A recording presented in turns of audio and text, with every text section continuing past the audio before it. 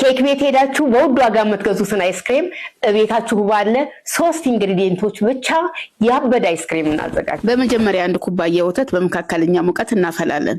በመቀጠልም 2 እንቁላል ሰብረን አስኳሉንና ነጩን በሁለት ዕቃ እንለየዋለን። ሲያም አስኳሉ ላይ 1 ሾርባ ማንኪያ ስኳር ጨምረን በደንብ አድርገን እንመታዋለን። አስኳሉና ስኳሩ እንዲገናኝ 1/4 ማንኪያ ያህል ወተት እንጨምርበትና እንመታዋለን። የተረፈውን ወተት እሳት ላይ እንጠደውና የተዘጋጀውን ውህድ ጨምረንበት ፈር ሲልልንና ከለሩን ሲቀይር ጥተን በሳህን ገልብጠን እንዲቀዘቅዝልን በላስቲክ ሽፍን አድርገን እናቆየዋለን። ያ በመቀጠልም ነጩ የእንቁላል ክፍል ላይ 1 የቡና ስኒ ስኳርና 1 ሾርባ ማንኪያ ቫኒላ ጨምረንበት በደንብ አድርገን እንመታዋለን።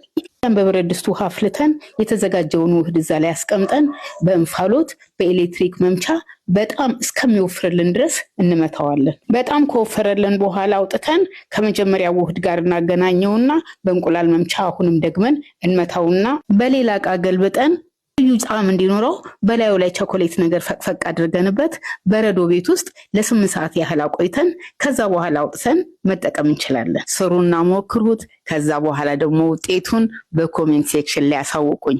ምን እንደተሰማችሁም ትገልጹልኛላችሁ።